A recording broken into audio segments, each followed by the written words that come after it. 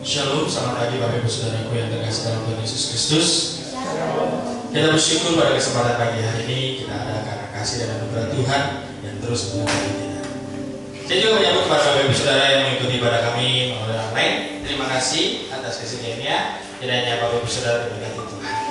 Mari kita akan mempersiapkan hati dan pikiran kita untuk datang kepada Tuhan dengan saat teduh sejenak.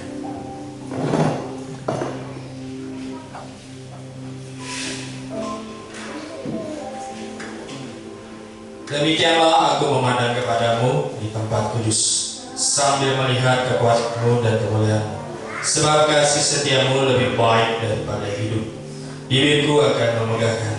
Mazmur 63 ayat 3 dan 4. Kami datang kepadamu Tuhan pada kesempatan pagi hari ini Tuhan. Kami mengucap syukur Tuhan atas segala hal yang Kau berikan firman kepada kami hari demi hari ya Bapa. Terima kasih atas kesempatan yang Kau berikan kepada kami untuk kami bisa beribadah kepada Engkau di pagi hari ini Tuhan. Kami akan menaikkan pujian dan rasa syukur kami ya Bapa kepadamu ya Bapa. Kiranya nama Tuhan dimuliakan dan Kau disenangkan ya Bapa. Serahkan waktu ibadah kami ini dari awal pertengahan hingga akhirnya. Dalam nama Tuhan kami Yesus Kristus kami berdoa dan mengucap syukur. Haleluya. Amin. Selamat beribadah Tuhan Yesus.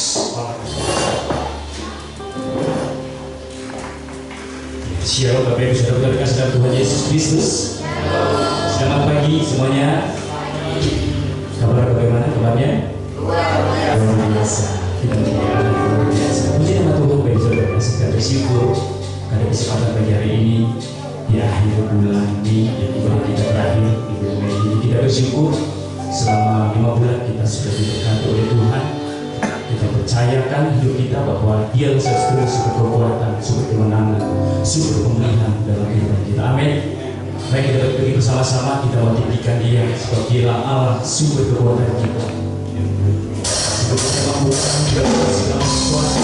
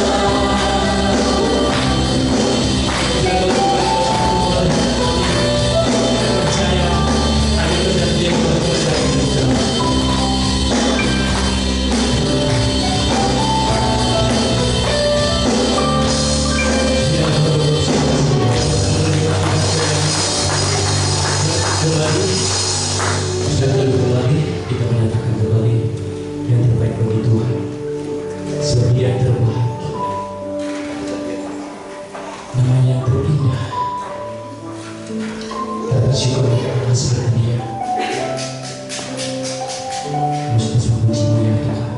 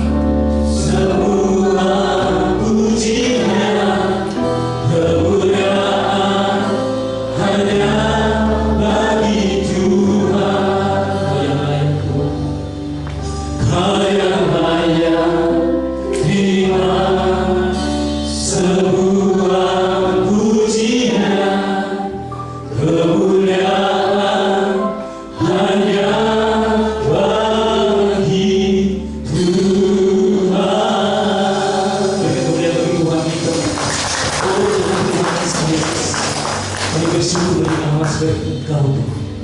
Sebagai Kau yang senantiasa layak kami tinggikan dan kumpulkan Tuhan. Sebagai Kau sumber hidup kami, sumber kekuatan dan kehidupan kami, sumber pemulihan dan sumber segala hidup kami Tuhan. Terpujilah Engkau ya Bapa, kami ada saat ini semua karena kasih dan anugerah-Mu saja ya Bapa. Terima kasih ya Tuhan, kiranya kepada kami senantiasa menyerahkan hati-Mu. Kami juga rindu ya Tuhan untuk dipulihkan ya Tuhan, baik kebenaran firman Tuhan sebagai sumber kekuatan dan firman kami. Berkati hamba-Mu ya Bapa yang akan menyampaikan kebenaran firman-Mu. Berkati juga setiap kami yang akan mendengarkan firman ya Tuhan. Biarlah kami mempersiapkan hati kami yang terbaik dengan firman-Mu, dan hidup senantiasa dipulihkan ya Tuhan, sebab Kau sumber pemulihan hidup kami. Terpuji-pujilah Engkau ya Bapa. Kami menjalankan ibadah kami ini dari awal pertengahan hingga akhirnya. Hanya nama Tuhan saja terus kami bermuliakan. Di dalam nama Yesus kami sudah berdoa dan ucapkan syukur kepada Bapa yang kami bisa percaya sampai dapat. Amin. Mari ada sukacita kepada yang saudaraku. Amin. Kita akan persiapkan diri kita memberikan persembahan bulan kita. Mari bertugas, kami sudah mempersiapkan diri. Apabila mempersiapkan dari Mazmur 96 ayat 8. Berilah kepada Tuhan kemuliaan namanya, bawa persembahan dan masuklah kepada Dia. Sambil persembahan tidak ada, kita akan bicara Bapa Surgawi yang sentiasa menyertai kita.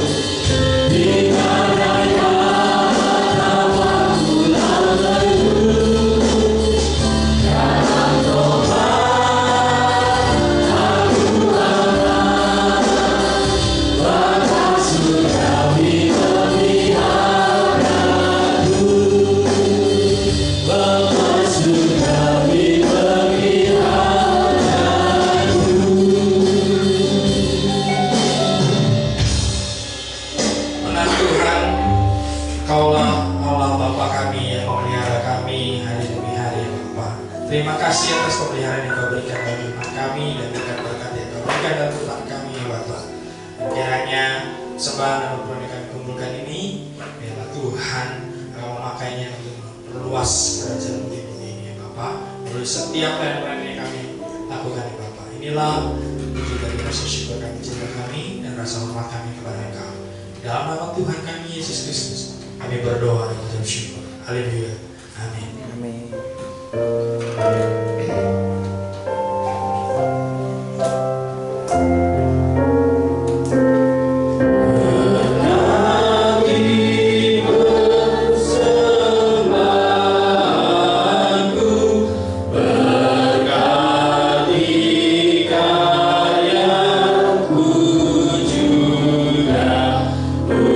Usaha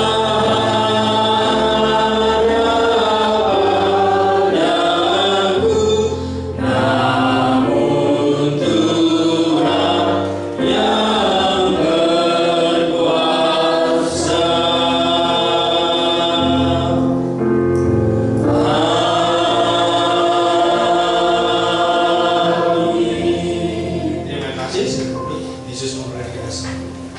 Sudah kembali. Ya, kemudian karena setelah minggu, mari kita maju ke depan. Doakan anak kita agar kita dapat belajar bersama dengan Tuhan.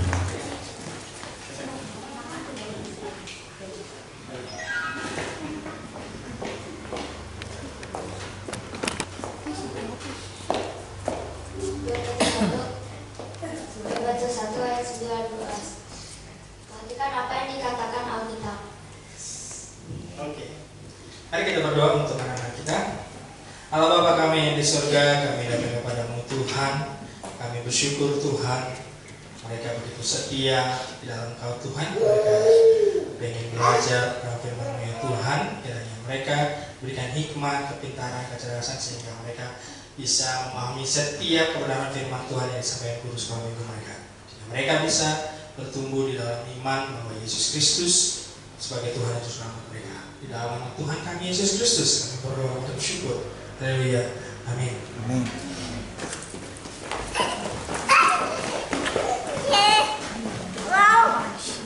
Bacaan firman Tuhan yang terambil dari Kisah Para Rasul 3 ayat 6. Saya akan baca untuk kita sekalian.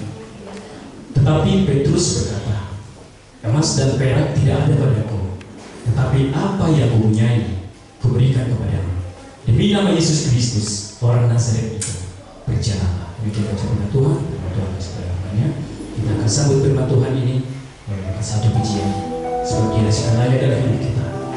Dia memberikan kasih, memberi hari terjadi atas hidup kita. Hati yang baru kita minta kepada Tuhan mengubah hidup kita. Kau rasakan Tuhan.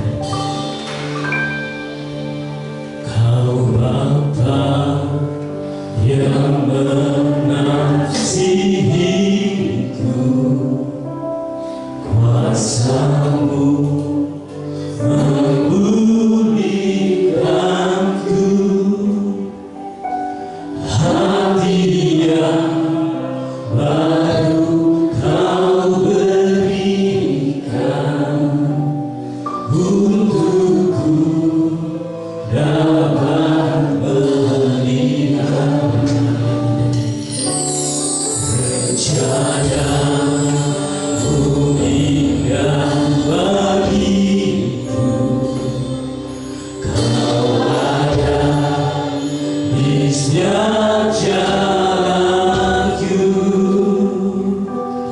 hatiku haus dan lapar akan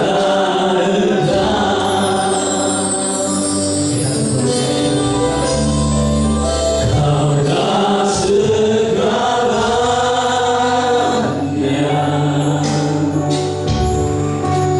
di dalam hidupku.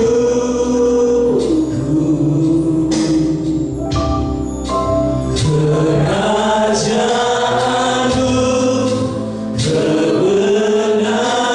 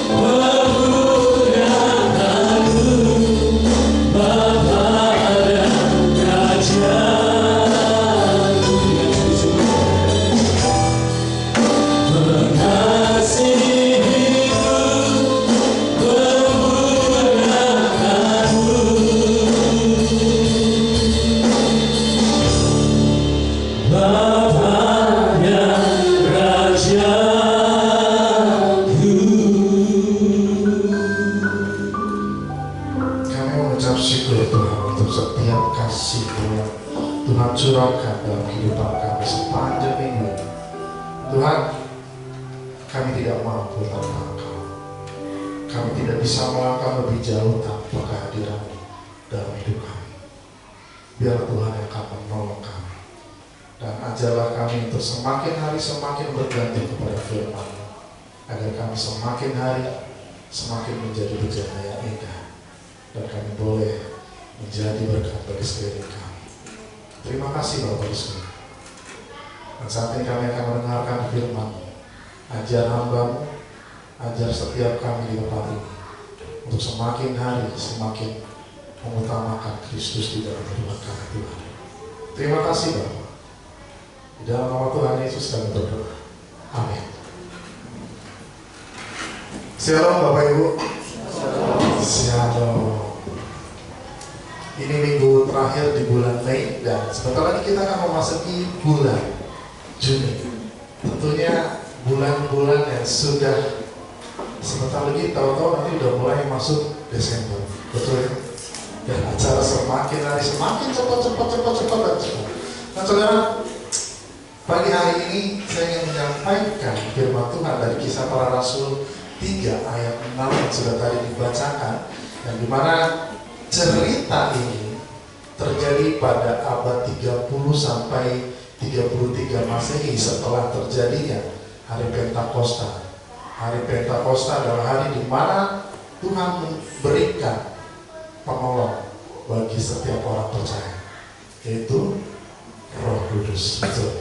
Nah, Bapak Ibu, dulunya kalau kita flashback lagi ketika kita melihat murid-muridnya Yesus, apakah mereka orang-orang yang memberani?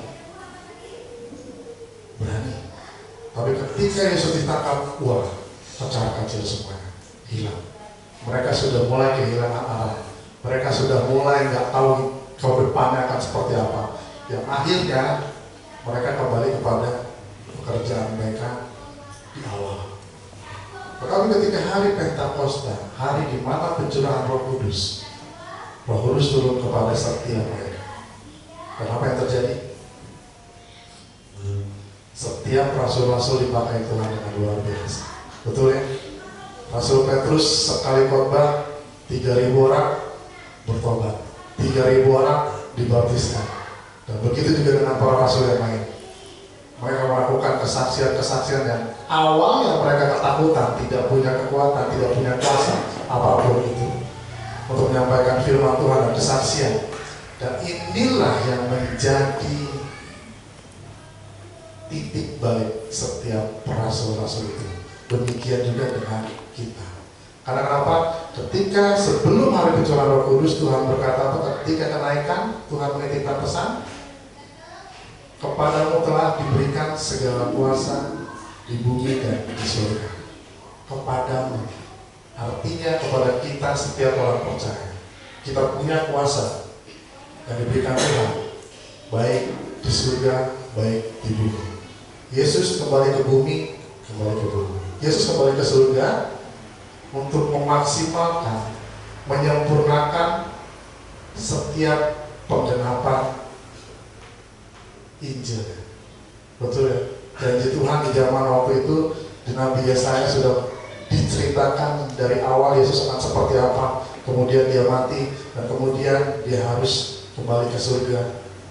Yang artinya setiap rencana yang Tuhan jalankan semuanya sempurna. Nah, disinilah tugas kita melihat kembali kepada ayat ini. Kisah Para Rasul 3 ayat 6 dikatakan, tetapi Petrus berkata, emas dan perak tidak ada padaku, tetapi apa yang kupunyai kuberikan kepadamu. Demi nama Yesus Kristus orang Nazaret itu berjalan. Saudara, setelah hari pencurahan Roh Kudus, semua rasul melangkah maju dengan pasti, dengan kekuatan dari Tuhan, dengan kuasa yang diberikan Tuhan. Nah, tiba saat waktunya di gerbang indah ada seorang lumpuh yang lumpuh dari lahir, sama sekali nggak bisa jalan, dan kemana-mana dia harus digotong oleh kawan-kawannya supaya dia bisa duduk di gerbang indah ini. Dan dimana setiap satu waktu mereka harus, ketika orang banyak beribadah, mungkin kita akan bisa melihat banyak orang-orang yang mengemis, meminta-minta, kasih aku dong, Pak, tolong Pak, Bu, tolong Bu, kasihani saya belum makan 1 tahun. Nah, saudara, di dalam kisah ini ada 3 hal yang ingin saya sampaikan. Yang pertama, waduh, ya kan? Betul ya? Oke. Yang pertama adalah merendahkan diri, menyingkirkan keangkuhan. Merendahkan diri, menyingkirkan keangkuhan. Yang dimana Petrus memulai perkataannya dengan kalimat yang sangat amat jujur. Betul ya? Kenapa jujur? Dikatakan aku tidak mempunyai emas atau perak. Ini adalah langkah pertama dan yang paling penting bagi orang-orang percaya seperti kita. Orang-orang yang dimana kita berkata, Tuhan, aku gak punya apa-apa, aku gak punya kuasa, aku gak mampu melakukan ini dan itu tanpa penyertaan Tuhan. Dan ini adalah langkah yang paling penting, di mana kita mengakui bahwa kita tidak mampu. Merendahkan diri, menyingkirkan keangkuhan. Kita hanya manusia biasa. Mungkin pernah dengar cerita tentang ada tanah liat, tanah sengketa, ada tanah-tanah lainnya. Pertanyaannya, kita terbuat dari tanah yang mana? Tanah kita tanah yang mana? Tuhan membuat kita dari debu dan tanah, betul. Kenapa masih sesama, istilahnya sesama debu dan tanah ini kita merasa bahwa diri kita lebih tinggi, merasa diri kita lebih hebat, merasa diri kita lebih mampu, merasa diri kita lebih sempurna dibandingkan yang lain. Dan Petrus mengingatkan kita bahwa kita bukan siapa-siapa tanpa Tuhan. Hal yang pertama yang Petrus lakukan adalah kejujuran ini. Aku gak punya emas, aku gak punya perak. Dan di mana dia merasa bahwa semua hal yang dia terima itu semua dari Tuhan, anugerah dari Tuhan. Dan ketika dia melihat hal ini dan dia betul-betul, dia akan berkata, lihat nih, ini aku, murid Yesus, aku punya kuasa, aku udah ngebaptisin, aku udah menobatkan 3.000 jiwa. Nah saudara, kalau kita lihat kehidupan dunia ini, sering gak kita melihat orang-orang hebat? Orang-orang yang luar biasa. Secara pandangan manusia, orang-orang itu hebat. Tapi pertanyaannya, apakah mereka punya Tuhan? Belum tentu. Ketika orang-orang hebat ini, coba lihat deh backgroundnya. Kenapa lihat backgroundnya? Lihat keluarganya, lihat pertemanannya. Pertanyaannya, apakah dia menjadi berkat bagi sekelilingnya? Atau hanya dia mengejar apa yang dia impikan, apa yang dia inginkan? Ketika kita, atau ketika orang itu sudah berada di atas, kita lupa orang yang di bawah kita. Betul? Dia tidak mau, namanya Yesus aja datang untuk melayani, bukan untuk dilayani. Tapi seringkali tanpa sadar banyak orang yang kita tuh harusnya di gereja berlomba-lomba untuk saling melayani. Betul? Karena Yesus orang yang lebih besar dari manusia pun, dia datang ke dunia untuk melayani, bukan untuk dilayani. Yesus datang ke dunia, ketemu dengan murid-muridnya, apa yang dia lakukan? Yuk kumpul satu-satu, kamu duduk di sini, saya basuh kaki kamu. Tapi ada kurang ajar, Petrus yang kurang ajar. Tuhan, kenapa nggak sekalian mandiin saya? Wah, ini orang betul-betul ya. Buat apa kamu mandi? Toh kamu tadi sudah mandi, ketika kamu keluar memang debu ada pada, tapi semua itu bisa dibersihkan. Yang paling penting adalah kaki. Yesus merendahkan diri sebegitu rupa supaya apa? Dia memberikan teladan bagi kita supaya kita juga melakukan hal yang sama. Dan akhirnya Pola pikir Petrus berubah ketika Tuhan memberikan kuasa kepada Petrus ini. Merendahkan diri, menyingkirkan keangkuhan. Dia berkata, bukan aku gak punya apa-apa. Nah, kita harus berhenti merasa cukup dengan diri kita sendiri. Kita tidak bisa menyelamatkan diri sendiri. Dan kita tidak bisa merubah orang lain. Dan kita tidak bisa menyelesaikan masalah hidup dengan kekuatan kita sendiri. Pengakuan. It's okay to be not okay. Ada kalanya kita bisa dan harus berkata seperti itu. Aku gak mampu. Boleh gak tolong saya? Kita minta pertolongan orang lain bukan berarti kita merendahkan diri, merasa bahwa orang lain jangan sampai tahu aku butuh bantuan. Enggak. Justru disitulah titik dimana ketika kita merendahkan diri untuk meminta tolong, kita bisa menemukan orang yang betul-betul ada untuk kita, orang yang betul-betul siap sedia ketika kita di titik terendah kita. Kita nggak bisa menyelamatkan diri kita sendiri. Satu waktu saya ketemu dengan seseorang dan orang ini bilang, kamu tuh orangnya selalu suka nolong orang lain. Tetapi pertanyaannya, ketika kamu butuh bantuan, ada yang nolong? Akhirnya saya renungi gitu. Iya. Saya bantuin semua orang. Saya bantuin gimana caranya supaya semua orang itu nggak stres. Ternyata saya sendiri yang stres. Karena mikirin orang lain terus. Tuhan begitu. Tapi bedanya, Tuhan punya kuasa. Saya nggak punya kuasa. Nah, artinya saya tidak bisa menyelamatkan diri saya dari masalah hidup saya. Saya butuh orang lain. Saya butuh teman. Saya butuh sahabat yang ada di sisi kita untuk membawa kita bangkit sama-sama. Saudara, merendahkan diri bukan berarti kita betul-betul tidak punya nilai. Enggak.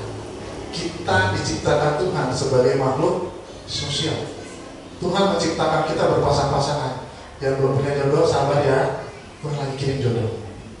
Yang penting sabar dan mulai mengembangkan diri lebih lagi supaya jodohnya pas, gitu kan? Nah, Tuhan menciptakan manusia itu adalah makhluk sosial. Kita nggak bisa sendiri. Kalau saya berpikir dengan sendirian, Tuhan pusing banget kepala. Saya bisa curhat dengan Pak Arif, bukan curhat lebih ya, lebih kepada yuk kita mau apa nih? Kita harus seperti apa ke depannya? Apa yang harus kita persiapkan untuk mengembangkan segala sesuatu? Kita share. Supaya apa? Semakin banyak ide, semakin banyak hal-hal yang bisa kita terima dan akhirnya makin berkembanglah kita. Kita nggak bisa memikirkan dengan satu kepala untuk mengembangkan semuanya. Tapi kita bisa sama-sama memberikan ide, saran, kritik dan lainnya supaya kita semakin hari semakin berkembang. Bapak Ibu ada yang suka dikritik? Ada? Saya paling suka dikritik. Kenapa? Karena saya nggak mampu. Karena saya belum siap. Karena saya belum tahu. Itu makanya saya harus dikritik terus. Supaya apa? Kritikan itu membangun kita untuk menjadi lebih baik, bukan untuk menjatuhkan. Karena dulu di awal saya sendiri, ketika menerima kritikan, orang akan selalu merasa apa sih emang lebih baik dari gua? Apa sih emang dia lebih baik? Dan akhirnya saya melihat bahwa merendahkan diri bukan berarti kita tidak bisa menerima kritikan.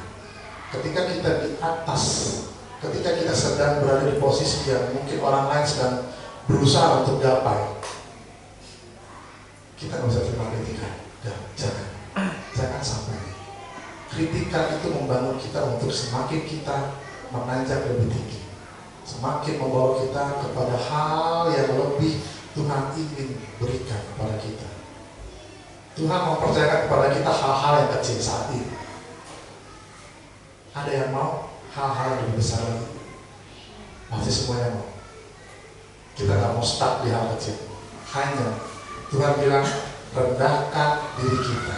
Mengakui aku tidak punya, aku tidak mampu, bukan berarti kita lemah, tapi justru menjadi pintu masuk supaya apa? Kuasa Tuhan bekerja dalam hidup kita.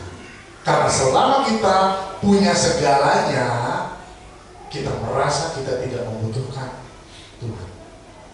Betul ya? Udah gak ada apa-apa, udah kita sudah berada di tingkat yang lebih tinggi daripada orang lain. Kan karir kita yang berusaha. Kan karir kita yang ngejar sedemikian rupa. Betul. Tapi ingat, jika tanpa penyertaan Tuhan, jika tanpa perizinan Tuhan, maka kita tidak akan pernah sampai di atas. Kalau semua tanpa izin Tuhan, kita mungkin akan cepat naik. Tapi akhirnya itu cepat sekali. Dia akan terjun bebas. Ketika dia di atas, tanpa Tuhan, tanpa dasar yang kuat, tanpa akar yang dalam, jatuh segera. Kenapa? Saya pernah merasakan hal itu. Wah, Tuhan bikin naik cepat banget. Entah kenapa, sudah mulai berasa di tengah-tengah, Tuhan terjunkan bebas lagi. Karena apa? Saya melihat diri saya, merasa sudah punya ini yang bahaya. Ketika Tuhan mulai percayakan kepada kita hal yang lebih besar, kita mulai sombong. Saya mulai merasa, kan gue udah diangkat ini, kan gue udah diangkat ini. Yang akhirnya membuat kita jadi aduh, gak usah lah dengerin kritikan-kritikan, gak usah dengerin saran-saran. Wah, akhirnya Tuhan jatuhkan lagi, bentuk lagi dari awal. Capek. Karena kenapa? Ketika kita tidak merendahkan diri kita, akhirnya kesombongan kita lah yang naik. Kita merasa apa yang kita gapai hari ini adalah hak saya. Ini yang sudah saya lakukan sedemikian rupa supaya saya bisa sampai berada di posisi ini. Tapi disinilah Tuhan mau bilang, Petrus mengingatkan, rendahkan diri, akui tidak mampu, supaya kuasa Tuhan berkuasa atas hidup kita.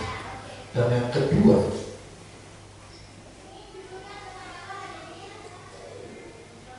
hidup bukan berdasarkan kemampuan, tetapi berdasarkan pemberiannya.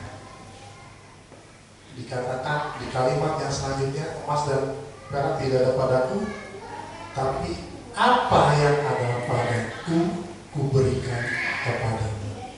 Pertanyaannya, apa yang Petrus miliki? Petrus hanya punya hubungan dan wewenang di dalam Kristus Yesus. Dia cuma punya hubungan yang kuat dengan Tuhan. Dia cuma punya kekuatan, dia punya hubungan yang baik dengan Yesus. Yang akhirnya dia ingat bahwa dia punya kuasa. Tuhan sudah kasih kuasa supaya kita bisa menyembuhkan. Tuhan kasih kita kuasa supaya kita bisa mengusir kuasa gelap. Tuhan bisa memberikan kita kekuatan supaya kita bisa mengusir setiap hal yang tidak menjadi solusi kita, solusi-solusi yang negatif menjadi solusi yang positif. Dan beberapa waktu kemarin saya dan istri nonton sebuah film yang teman-teman mungkin tahu, Skala Limo yang kedua. Dan film ini tuh menunjuk kepada kehidupan seseorang yang dimana dulunya dia pernah jatuh.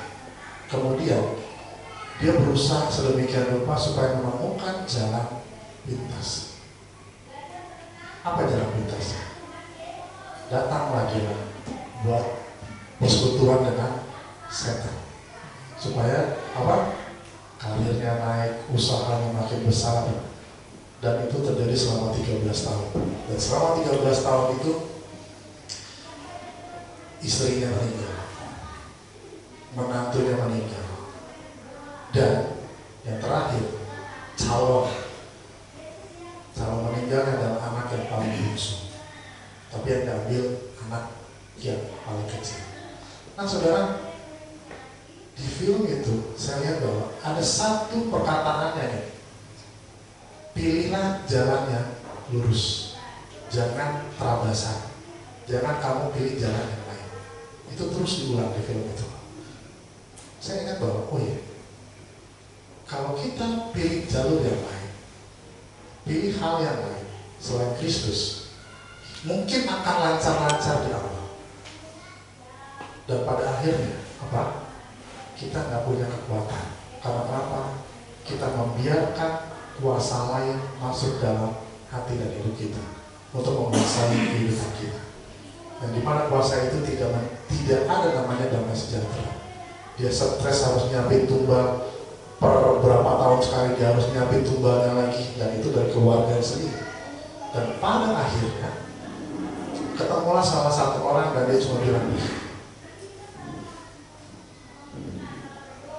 dia bilang, fokuslah kepada Tuhan, jangan fokus kepada masalah.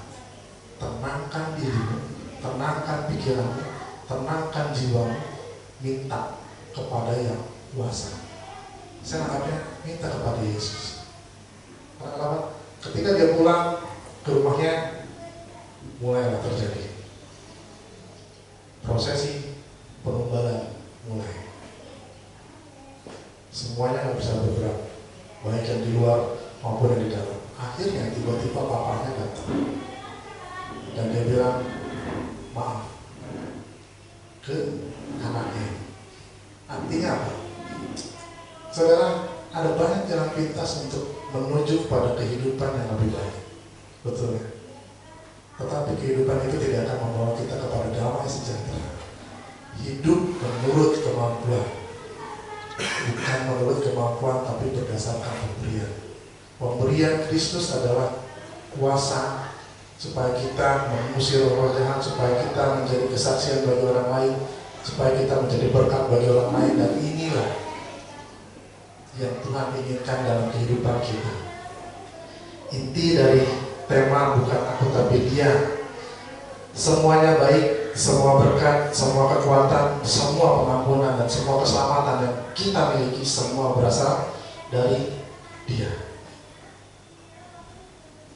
Kekuatan yang menyembuhkan ada dari Kristus, bukan di tangan Petrus. Nah, saudara pernah lihat atau pernah ingat kejadian-kejadian mungkin ada hamba Tuhan yang menyembuhkan?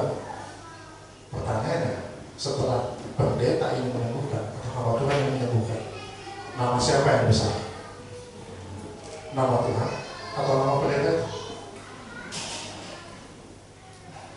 Manusia akan mentuhankan siapa yang membuat mujizat, betul ya?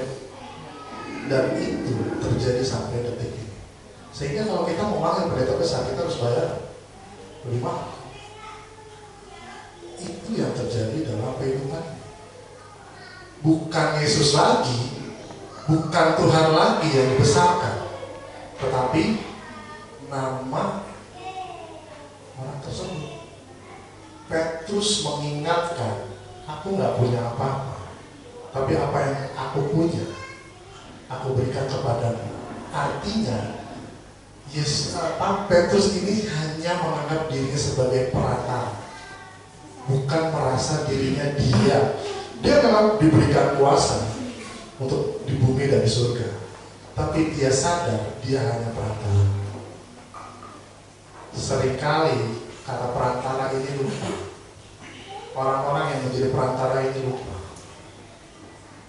Tuhan pakai mereka, Tuhan pakai kita untuk jadi perantara, bukan untuk membangun kerajaan kita sendiri.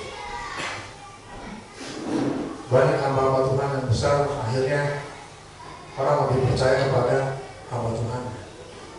Tapi tadi anak sekolah minggu katakan apa? Perhatikanlah firman Tuhan.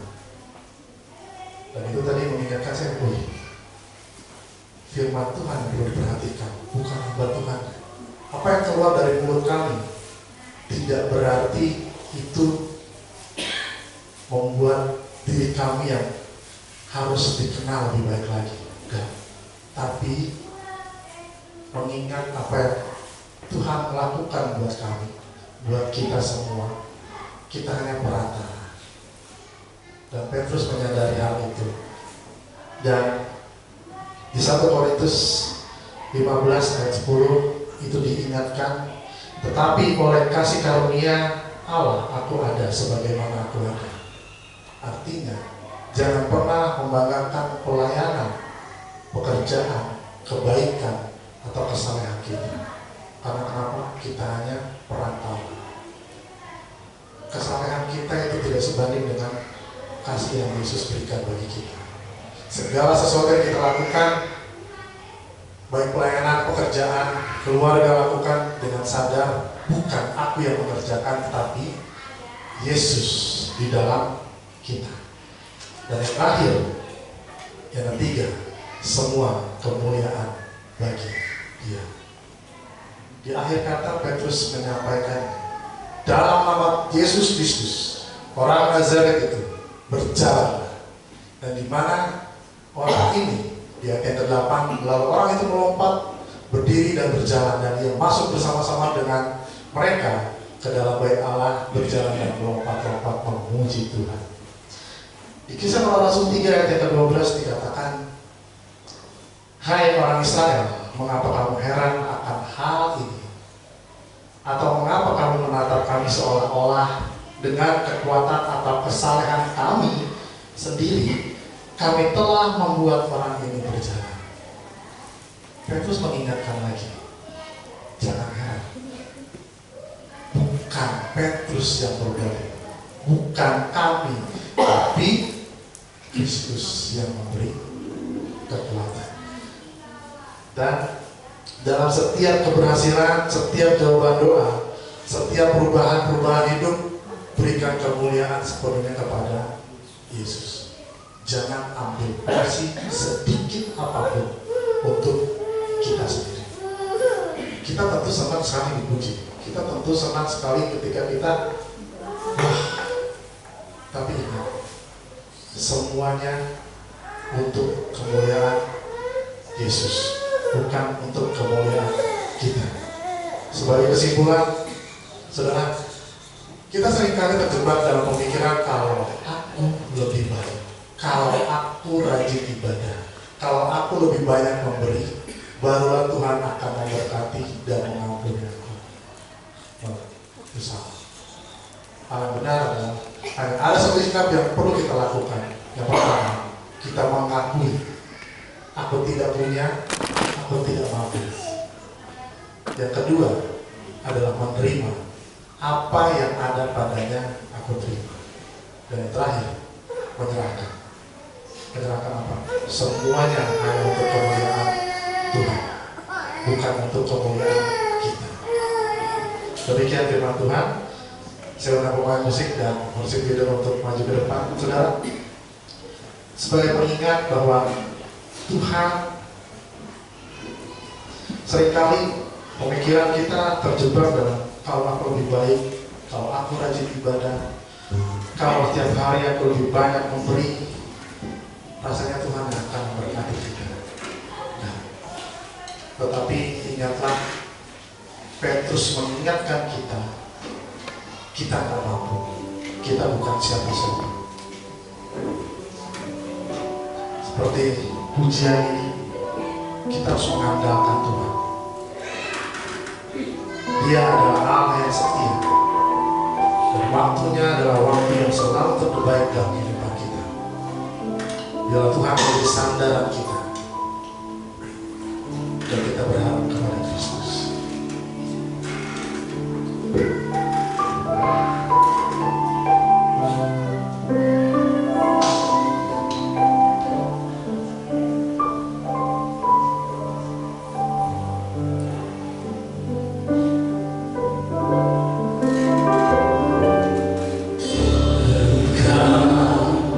Tuhan yang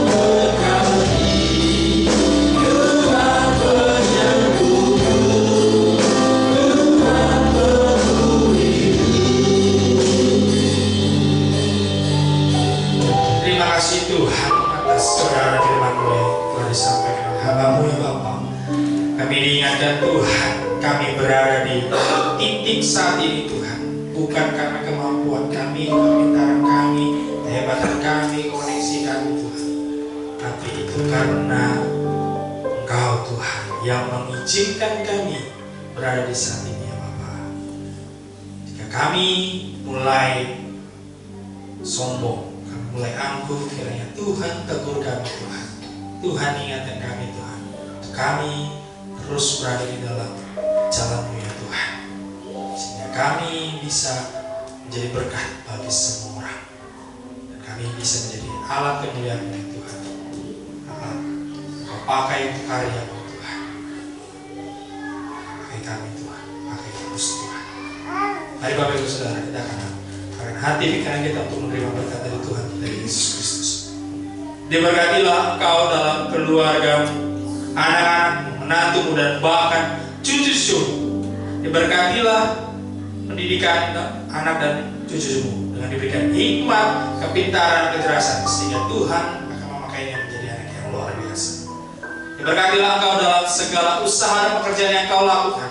Tuhan akan memberkatinya dan kau akan bisa menjadi berkat bagi semua orang. Dan diberkatilah engkau dalam masa mudamu, karirmu, dan diberikan pasangan hidup yang sepadannya, cinta dan takut akan Tuhan, dan kita semua bisa menjadi terang dan garam bagi dunia ini. Pulanglah dengan kasih, sukacita, dan damai sejahtera dari Tuhan kita Yesus Kristus, mulai hari ini sampai maranatha. Haleluya. Amin. Bagi Dia segala puji.